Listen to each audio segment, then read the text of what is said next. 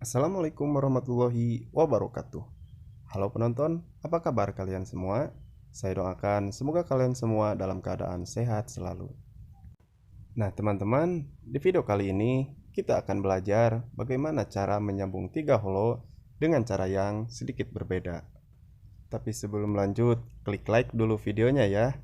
Dan saya doakan bagi kalian yang sudah klik like video ini, semoga rezekinya selalu dilancarkan. Oke, langsung saja kita ke videonya.